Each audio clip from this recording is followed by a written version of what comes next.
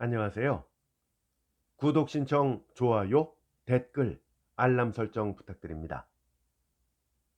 최만식 작가의 단편 소설 그 뒤로 낭독해 드릴게요. 작가에 대한 자세한 소개는 본 동영상 설명란을 참고하시면 되겠습니다. 그리고 저희 채널에 최만식 작가의 수많은 작품들이 올라가 있으니까 다른 작품들에서 확인하셔도 괜찮겠습니다. 그럼 지금부터 작품 만나보실까요?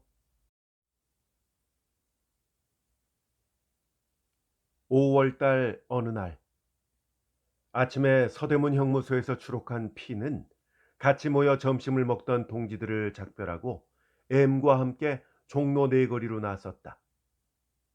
벌써 세 번째나 감옥살이를 하고 나온 피에게는 처음 때와는 달라서 별로 이 추록한 때의 특이한 감상 같은 것은 첨예하지 아니하였다.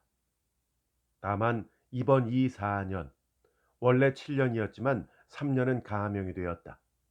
이 4년이라는 비교적 긴 동안이었기 때문에 그동안 변천된 경성의 면모가 현저하게 그의 눈에 띄었다.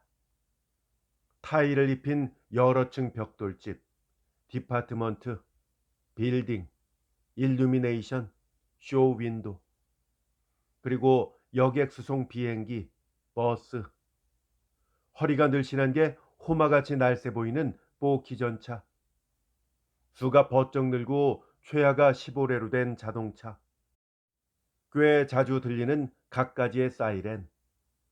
이 모든 것이 제법 규모가 큰 도회미와 분잡한 기계미를 띠려는 기색이 보였다. 피는 마치 시골 사람처럼 두리번 하면서 발길은 저절로 동편으로 향하였다. M은 피가 그렇게 두리번거리는 것을 보고 한 4년 동안 딴 세상에 가 살고 오더니 아주 시골 사람이 되었네 그려 하고 웃었다. 피도 따라 웃었다. 그런 게 아닐세. 자네는 그 공기 속에서 살았으니까 분명하게 의식을 못했는지 모르겠네만 내가 보기에는 서울도 이제는 꽤 모던화를 해가는 게 선뜻 눈에 뜨이네. 에, 기형적 모던화 말이지? 응, 그래. 기형적이야. 그렇지만 기형적은 기형적이면서 그것이 조선으로서는 필연이겠지. 조발성 치매에 3살 먹은 어린 것이 성적 기능을 갖는 것이 필연은 필연인 것처럼 말이야. 너무 지독한 말인데. 그것보다는 바다에 바람이 불어 큰 물결이 일어나면 해변 얕은 데도 따라서 물결이 일어난다. 이렇게 하는 것이 필연인 것처럼 이러는 게 더 점잖으네 그래. 두 사람은 어깨를 나란히 하고 걸어오는 사이에 탑골 공원 앞까지 이르렀다. 오랜만이니까 들어가 보려나? 들어가 보지. 지금도 천냥만냥판인가? 언제라고는 없겠나. 그렇지만 자네 너무 피곤하지 않은가? 피곤? 피곤한 게 아니라 일을 안 하니까 권태가 생기네. 두 사람은 공원 안으로 들어섰다. 꽃이 지고 난 나뭇가지에는 열푸른 새잎들이 나풋나풋 솟아나고 철이른 백양은 벌써 녹음이 우거지려고 한다.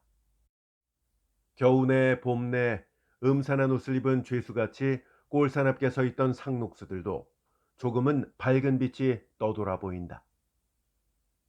이구석 저구석 앉을 만한 곳으로 벤치의 잔디 위에는 금시 돈더미가 쏟아져 나오는 것 같이 소곤소곤 천냥만냥을 하는 친구들과 로댕이 보았으면 생각하는 사람 대신 게으른 사람이라는 조각을 새겼을 모델감들이 방금 겨드랑이 속에서 이라도 더듬어 낼 듯이 느리 차분하게 앉아 햇볕을 쬐이고 있다. P와 M은 서편 온실 옆으로 가서 겨우 벤치 하나를 찾아 나란히 앉아서 담배를 피워 물었다. 4년 동안 옥중에서 연연히 생각을 하였고 이날 아침 옥문을 나서면서부터도 P의 마음에 간절히 소식을 알고 싶은 것은 K, 바로 그의 아내였었다. 감옥 앞에서 또는 동지들과 점심을 먹으면서 과거 4년 동안 일어난 새로운 소식, 궁금한 소식은 많이 듣기도 하고 묻기도 했지만 K에 관해서는 누구 하나 입을 열지도 아니하고 마치 무슨 약속이나 한 것처럼 또 차마 P 자신도 물어보려고 하지 못하였다. 사실은 물어보지 못할 것도 아니었지만 그의 아내 K가 자기를 맞으러 옥문 앞까지 오지 아니한 것으로 그는 예감한 바가 있어서 묻기를 주저하였던 것이다. 그러나 종로로 나서서 P가 동편으로 거의 무의식 중에 발길을 옮겨 놓는 것도 전날 K와 함께 살림살이를 하던 집이 종묘 앞에 있었던 때문이다. 물론 P는 K가 그 집에 홀로 남아있지 아니한 것을 짐작하고 있었다. 나를 기다리고 있지 마시오 라고 P는 4년 전 마지막 날에 K에게 부탁해 둔 것과 또 그가 예심에서 공판에서 1년이나 끌려다니다가 형의 언도를 받고 입감하던 때 바로 받은 K의 편지와 추록하기 6개월 전에 받은 편지로서 K가 어떻게 되었을 것을 골자만은 짐작하고 있었다. 그 아내 편지는 이러한 것이었다. P의 입감 후 1년 만의 것은 여보, 나는 청춘입니다. 그리고 당신이 전에 노상 말하던 모든 불리한 성격의 소유자인 것이 날로 달로 정체가 나타납니다. 당신을 생각하는 한 마음만 같아서는 세상을 잊고 죽기라도 하겠습니다마는 나한테 지금의 죽음은 너무도 무서운 것입니다. 그 반면에 생의 유혹은 너무나도 커요. 여보, 어떻게 할까요? 나는 청춘입니다. 그러나 당신이 있어요. 어떻게 하렵니까? 어떻게 해야 합니까? 당신의 성격도 잘 알고 있어요. 가실 때 하신 부탁이 결코 거짓이거나 입에 붙은 말이 아닌 것도 잘 알고 있습니다. 그러나 당신이 그런 만큼 나의 고민은 더합니다. 결정해야 될 시기는 박두에 오고 있어요. 아, 어떻게 해야 합니까? 이런 내용이었다. 그리고 피가 추록하기 6개월 전에 온 편지는 당신이 노여워하거나 저를 원망하지는 않을 것으로 믿고 있습니다. 그러므로 나의 마음은 그러한 것이 괴로운 것이 아니에요. 나는 길을 잘못 밟았습니다. 잘못 밟은 길이 괴로울수록 옛날이 더욱 그리워요. 이제는 피가 영영 남의 피가 되고 이 K가 피의 K가 아닌 것을 생각하면 죽도록 서럽습니다. 아마도 이것이 우리 사이의 마지막 편지일 것 같아요. 더구나 배우려고는 생각도 못합니다. 어떻게 당신을 쳐다볼 기운이 날 리가 있어야죠. 그동안 기다리고 있었으면 앞으로 1년만 있으면 근데 감형되셨다지요? 퍽도 반갑습니다. 조금만 더 기다렸다면 당신을 번듯한 얼굴로 만날 수가 있었을 텐데 이 탐탁지 아니한 생활을 얻느라고 이런 내용이었다. 이 두 장의 편지에 대해서 물론 피는 솟아오르는 감정을 억제하고 밝고 쾌활한 말로 답장을 해 주었다. 그러나 피는 나를 기다리고 있지 말라고 마지막 날 K에게 부탁을 한 그것이 비록 K의 약하고도 또 시대와 환경에 적응성 없는 순박하고 센티멘탈한 성격이 피 자기를 기다리고 있고 싶어도 그렇게 되지 못할 것을 피는 잘 알았기 때문에 차라리 이 편에서 산뜻하게 일러둔 말은 말이었지만 급기야 기한이 지나 추록을 하고 나서 생각을 하니까 공연히 부질없는 말을 했었다는 안타까운 후회와 K가 조금은 박정하다는 섭섭한 생각도 약간 나지 아니하는 것은 아니었었다. 이렇게 정에 미련이 있는 만큼 한편으로는 K가 그 뒤로 영락되어서 비참하게 피가 노상 머릿속에 K한테 연관시켜보고 위협을 느꼈던 당시의 소위 여류문사 모 씨와 같은 그런 경로에 서서 걸어가고 있지는 아니한가 하는 불안과 조민이 피의 가슴을 조바심나게 하였다. 그리하여 조용하게 되면 M이 응당 이야기를 들려주리라고 생각을 하고 그의 입에서 말이 굴러나오기만 고대했지만 M은 일부러 그 말을 피하는 것처럼 딴 이야기만 하였었다. 그래 피는 참다 못하여 스스로 말을 꺼냈다. 저 여보게, 내가 묻는 말에 기탄 없이 대답을 해줘야 되네. M은 눈치를 알아챈 듯이 새삼스럽게 그건 또 무슨 조건인가? 하고 피의 낯빛을 살폈다. 새삼스럽게가 아니라 저 K 말일세. 어이, 그따위 계집은 물어서 뭘 하나? 하고 M은 쌀쌀하게 반문하였다. 피는 가슴이 뭉클하였다. 그러나 예측이 있는 터라 다시 혼연히 물었다. 그건 왜 그렇게 말을 하는가? 그따위 환양년을 이 사람아, 그렇게 혼자만 분개할 것이 아니라 직접 당사자인 나도 속을 좀 아세그려. M은 화가 치닫는 듯이 피우던 담배를 뻑뻑 빨다가 메어 부딪듯이 대답을 하였다. 이야기를 해봐야 뭐 별게 있나? 자네가 들어간 뒤에 한 1년 동안은 자네를 기다리겠다고 그렁저렁 지내더니 이 웬걸 봄이 늦이터니까 생 오두발광이 나서 S인지 뭐지 소위 시인이랍시는 자식하고 이 붙어가지고 요즘은 또 어디 여기자까지 됐었다든가. 피는 애의 이야기를 듣는 동안에 심장이 바지직하는 질투, K가 전에 자기에게 보냈던 그러한 정다움을 지금은 S가 받고 있으리라는 것을 눈앞의 광경으로 그려보니까 거기에 대한 질투의 불길이 뭉클 치밀어 올랐다. 그러나 피는 그것을 한편으로 젖혀놓고 모든 것을 냉정하게 생각할 수가 있었다. 이 사람아, 뭘 그것 좀 가지고 그렇게 분개할 거야 뭐가 있겠나? M은 M인 만큼 하도 어이가 없다는 듯이 피를 물끄러미 쳐다만 보았다. 왜 쳐다보나? 내가 이렇게 태평하게 웃는 그 속을 모르겠다는 말이지. 자, 그러면 들어보시게. 자네도 알겠지만 K가 단순하고도 시인 기질이기 때문에 센티멘털하면서 또 생활욕이 썩 풍부한 여자가 아닌가? 그런데다가 23부터 그 앞으로 얼마가 될지도 모르는 그동안을 그 좋은 시절을 그대로 혼자 지낼 수가 있을 겐가? 사람이 살려는 사람이니까 사람인 대로 살아야지. 그것이 인간성의 필연이 아닌가 말이야. 그 필연한 요구를 이 감옥에 들어간 남편, 묵은 도덕에서는 나하고 K 사이를 부부간이라고 인정도 안 해주지만은 뭐 그것이 조건은 못 된다고 치더라도 남편이 있다는 조건만으로 인생에 필연한 큰 요구를 막아야 옳을 일인가? 자네는 이론뿐이지 실제를 몰라서 탈인데다가 뭐 아직도 침이 완전히 담궈지지 못한 떨떨떨한 감이야.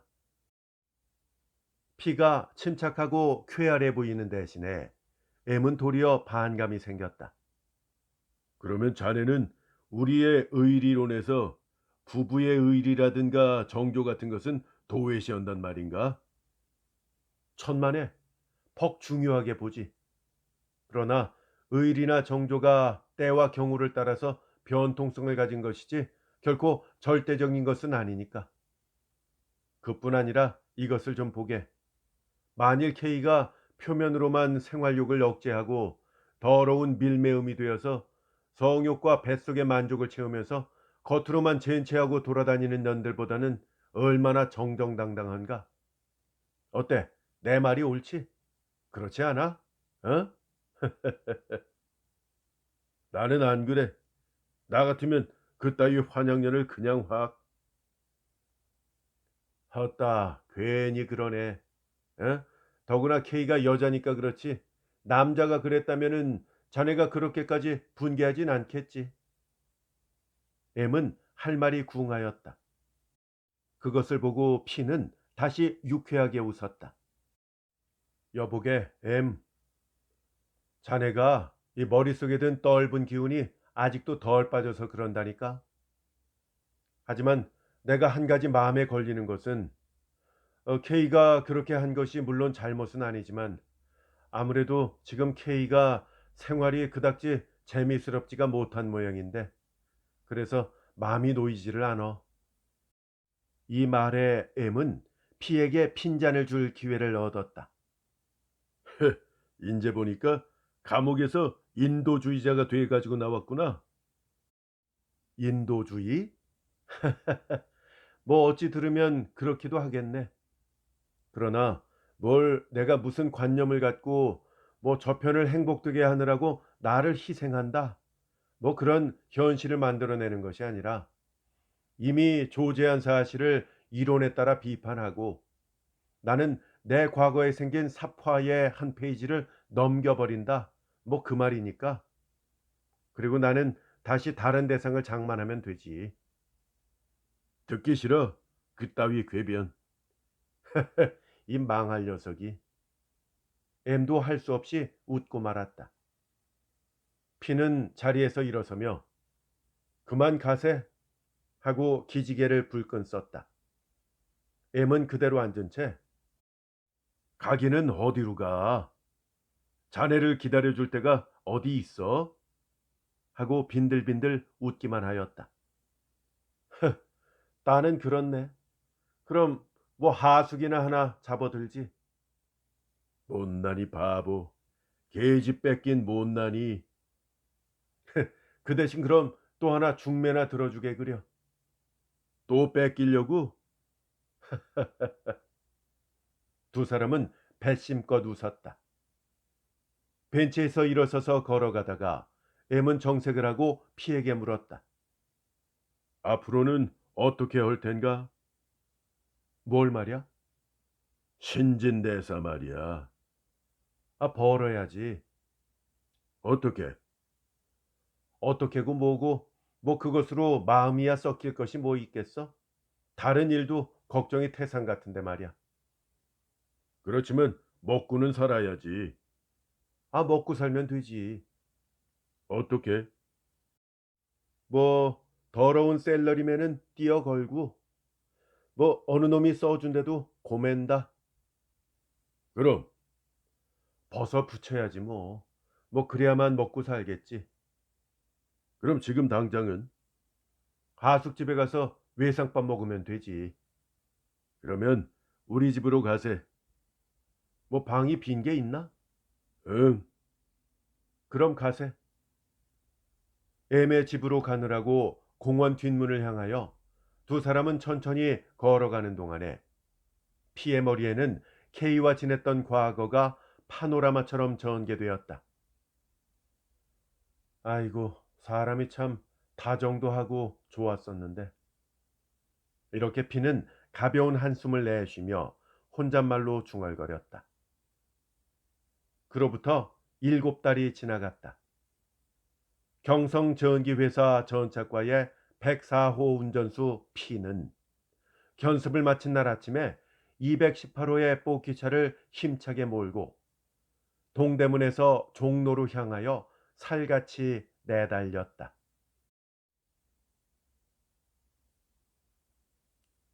최만식 작가의 단편소설 그 뒤로였습니다. 재밌게 잘 들으셨습니까? 이 소설 원문에 보면 어느 일요일 날의 사파의 속편으로 볼 수 있는 것인데 그 어느 일요일 날의 사파는 어떤 사정으로 발표를 하지 못하게 되었음을 말해 둔다라는 최만식 작가의 글이 함께 있습니다. 그러니까 이 소설의 앞의 내용은 알 수가 없는 것이죠. 발표가 되지 못했으니까요. 최만식 작가의 단편소설 그 뒤로 이 작품과 비교해서 감상하시면 좋을 만한 작품들 소개해 드리겠습니다. 김동인 작가의 시골 황서방, 그리고 강경애 작가의 번뇌 비교하면서 감상해 보시기를 바랍니다. 두 작품 모두 저희 채널에 올라가 있으니까 검색하시면 되겠습니다. 검색이 좀 불편하신 분들은 본 동영상 설명란에 들어오시면 링크 걸어 두었으니까 참고하시기 바랍니다. 그리고 저희 채널 재생 목록에 오시면 각 작가별로 여러 작품들을 모아둔 것을 확인하실 수가 있겠습니다. 한번 둘러보시고요. 아직도 듣지 못하신 작품들이 있다면 꼭 감상해 보시기를 함께 추천드립니다. 끝까지 함께 해주셔서 감사합니다. 안녕히 계세요.